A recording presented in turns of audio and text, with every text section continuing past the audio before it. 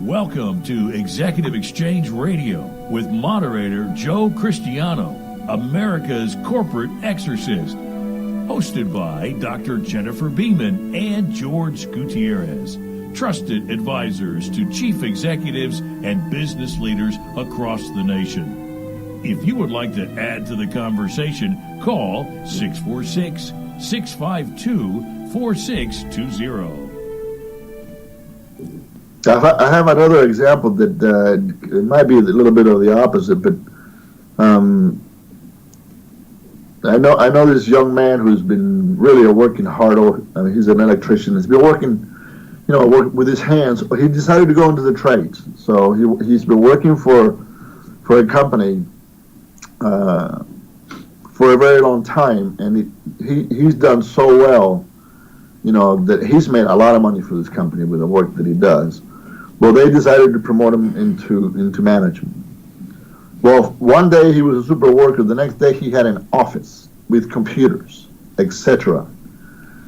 And he came to me. He goes, they gave me this nice office. He goes, I've never had an office before. I think my head is about to explode. I feel so good. What an accomplishment. He goes, but I walked into the office the other day and I didn't know where to start or what to do. I just want to go back to where I was. Well, does that occur very often where a person gets a promotion and admits that this may not be the best for them nor the company, or is that a very rare occurrence? No, it's not rare at all. We had another case to where we did have a guy that was promoted to shop foreman, and he was a good worker. And that guy, he didn't want to be the shop foreman. He was fine where he was, but his leaders saw the potential because he was so good at what he was doing that they put him there anyway. And even though he was getting paid more money, people started quitting because they didn't know how to deal with him. And 18 months later, that whole department was in shambles, and they had to get rid of him. Yeah. I'm sorry, get George. Yeah, so I think, why take the risk? One of the things that I would recommend for, human resources department to do is to develop career management fields for each and every single one of their job descriptions, and create a 30-year timeline, that makes requirements on how you will progress in this company. Yeah. And track them both on the technical side and then on the leadership side. Because not everybody wants to be in a leadership position. I know plenty of engineers who are as old as I am, who would rather just be doing the engineering, and not worry about, the burden of leadership, if you would. Yeah. There's a misnomer that if you are put into a management position, all of a sudden you have to be Joe Nice Guy. You have to be friendly to everybody. You have to sort of change your personality. And there are other people who take the opposite approach. Once they're in a leadership position, now it's their opportunity to tell everybody else what to do because everyone told them what to do when they were working for the past 30 years or whatever it may be. And both are detrimental. I recall having a job when I worked for a large multinational corporation where the manager above us was so poor, we had to, whenever the people who worked for him went out to lunch, we had to put down a jar, and anytime we mentioned his name, we had to put in a quarter. Because we would complain about him so much, he would take them all the time. It became all-consuming, and I don't think companies realize that when they put a person who's a very hard worker, and he wasn't a bad guy, he was a hard worker and all that, but he had no idea what he was doing, and he hacked everybody off. He pinned people against each other. He thought it was a smart thing to do. He had no idea, and he was in that position for years, and you would think that someone would have said, hey, we have a very good worker here. This guy would be great out in the plant somewhere or whatever. But, in the corporate setting, this guy is about as zero as you can get. And yet it was never recognized by the people up above. Yeah, sometimes because they're top producers. And a lot of times, and I call this, you got to check the checker, So you got to get off your second, third floor office space and come down to the floor and spend a couple of hours down there. Just just walking around. You'll be surprised how much you will learn if you just walk around, where your people are, and just talk to them and listen to them. Look, there's nothing wrong with having a strong personality. God knows I have one, absolutely. And that's what happens, back to the anonymity part of it. If you change the way that you are or who you are, people will see through it. Right. And you're absolutely right. A lot of times we ourselves allow these titles, to confuse, who we are. And then we think that because we have it, then that we have the right to exert power over others. Leadership is not about exerting powers. Leadership is not about telling people what to do. Leadership is about demonstrating people how it is done. And leadership is saying, come here, follow me, let me show you how this is done. Once you teach them, then you can go away. But it's about treating people with dignity and respect. You can be a tough guy. You can be a tough gal. You can, you don't have to smile a whole lot. You can be focused on on your work all day long because you're passionate about it. You don't necessarily have to smile a whole hell of a lot, and you don't necessarily have to care whether people like you or not. But I'm tell you something. It helps when they do, and they need to like you for the right reasons, not for the wrong reasons. They need to like you because you're a great leader, a great manager, because when you say something, you mean it. Right. And because it doesn't matter how hard you push them to get it done, but they have to respect the fact that when the time is to taking care of them, that you will, that you're going to go to bat for them. You're not going to lie, behind their back about their stuff. And the article was pretty interesting too because he talks about don't wait for your performance review. Go to your manager and ask, hey, listen, can you tell me how I'm doing? Push them. You can push them a little bit and say, look, I haven't heard whether or not I'm doing okay in a long time. Can you tell me, can you look me in the eye if the work I'm doing it's okay? Because if it is, then I'd like to know, because I don't want to find out that I'm not doing well, 6 months from now when I'm expecting a good performance review and then I don't get a pay raise. So the article is interesting, like I began with our conversation, because it actually places the onus on the employee, to take the first step and engage their managers, which is really the reverse of the way that it should be. Because if we're assessing our upcoming talent, and if we're growing leaders in our institutions, then we could probably have a healthier environment that is better aligned to serve our customers. Yeah. There's a misnomer that people take jobs, and as soon as they are accepted into the organization, there's an assumption by some people that now the employee will try to get away with as little as with as little as they can, and they will try everything they can to get out of work. And I take the opposite approach. I think people really want to make a difference. They want to be recognized. They want to achieve. They want to become part of a team. They want to see things work. It's a very positive atmosphere, but too often in an organization, we watch people as if we know that you're going to, if I stop watching you, you're going to stop working, so I have to keep on you. And that's got to be the most detrimental atmosphere to work in. No, yeah, the constantly with the finger in your face, that's just never. Like I said earlier, you could do that and it will get you short-term results. But I have a perverse way of thinking, to be honest with you, and let me share what that is. I inherently believe that people are good, right? And when they come into a situation, they really want to do well. So what I do is when I see a department that is beginning to falter, and I see employees that are taking shortcuts, and I see them with a bad attitude, I go straight to the manager, because I'm saying they are a reflection of who you are. Right. This is what you've taught them. Right. So that's what I call check the checker. More often than not, that's what happens. Okay, George, we have a phone call. We have someone calling in. All right, area code 918. Caller, you're on the air. Your question or comment, please. Yes. Could you just repeat the initial part of the interview? You had the three major reasons. I just now actually got in on the conversation here. I was wondering if you could repeat the three major reasons why employees are miserable. Oh, all right. The first was anonymity. That's employees get when they realize that their managers have little interest in them. Irrelevance is when employees cannot see how their jobs make any difference. And immeasurement, this author calls it immeasurement. In other words, people can't measure their ability to assess themselves and their contribution to their success. So those are the three. So it's anonymity, irrelevance, and immeasurement. All right, thank you. Okay, and tell your boss that, by the way, okay? Tell him to get on the ball. All right, thank you.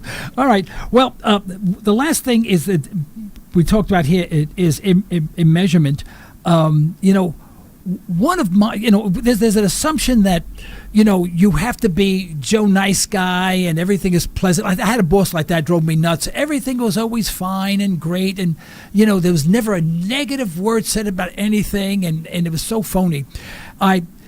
I'm going back about 40 years, by the way, George, and I read an article in the Wall Street Journal, and for the life of me, I cannot remember the name of the corporation. It was a New York Stock Exchange company, and they were having financial problems, and they hired this guy to be the CEO, and I don't recall the whole story behind it, but I do remember this part of the story. They sat in with the, all the big muckety-mucks, at the boardroom to discuss the financial future of the company, which was very shaky at the time. And a person came in and, served coffee to everyone. And he said, before I open this meeting, I'd like to know who is paying for the coffee. And he made a point. And the cost of running that organization, I just don't remember the numbers, but it was staggering. Without changing productivity, the number of customers, or anything else, they actually went in the black in a very, very short period of time. And there were numbers of companies that were trying to hire this guy, and they couldn't offer him enough money to make him leave.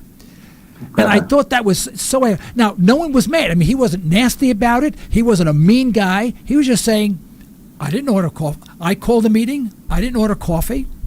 Just want to know who's paying for it. And they got the point. If a person needed approval to take a plane trip to another state to visit someone, he'd have to know, why you got me? Did I not provide you with a telephone?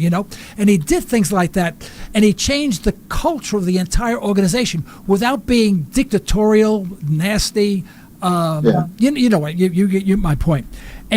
But that ties into this last part of immeasurement. He measured everything. The CEO measured everything, even measured how much that meeting was going to cost. And the coffee was not called for. And someone had to cough up money for that coffee, or the meeting was called. And I thought that was fantastic. Yeah, so everything costs money, and time is money, if you would. But so let me kind of take this ship all the way around, because the article, this is for the sake of the people that are just getting on and listening to this.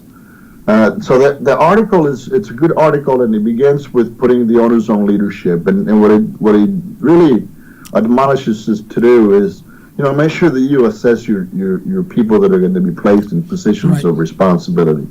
Before we give them a title of some sort of manager, make sure that you assess that they have the right skills and the right knowledge and the right attitude, because they're going to be exerting power over other human beings.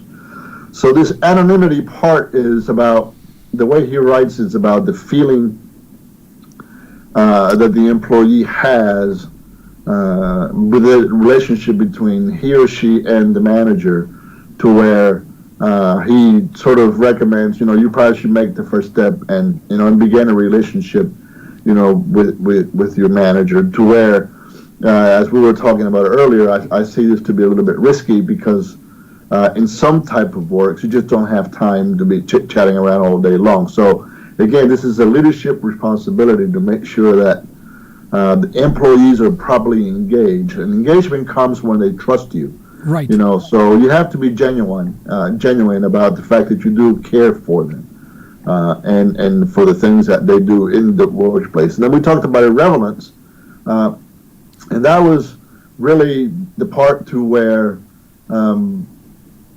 they felt like what they were doing meant absolutely nothing of value, and they really have a desire to feel like what they're doing, makes a contribution to the organization. And so when that relationship with the manager is non-existent, right, then their mate feel like, I don't even want to come to work. That's right. And then the in measurement, I think he made that word by himself. Yes, it doesn't did. exist. Yeah. But that in measurement part was what we were talking about really right before the last caller, called, was to they need to know how well they're doing. And a lot of times what managers do is they wait for the 1 year performance review, and along the lines they don't know whether or not they're doing well. They need to know. So what the author is saying is, maybe you need to ask them, just confront them and just ask them and see how you're doing, because it is important, for employees to know whether they're achieving their goals. Because the conversation we were having was around the fact that when they first come into your organization, they have a good attitude. They want to be there for the right reasons. Yeah. So if you give them a good set of goals and you treat them with dignity or respect, you'll find that they will achieve those goals.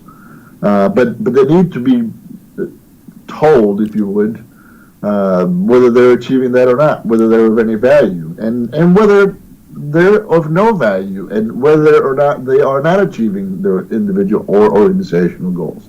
Because they will learn, and they will change, and they will grow, as long as they feel like they're part of the organization, and what they do means something of value to the organization. Right. I had one manager that absolutely frightened me. I mean, frightened me to death. But you'd never guess why. This guy was so effective. I respected him so much. We worked on the 47th floor of One Shell Plaza in Houston at the time. And if he asked me to jump out the window, I would have done it.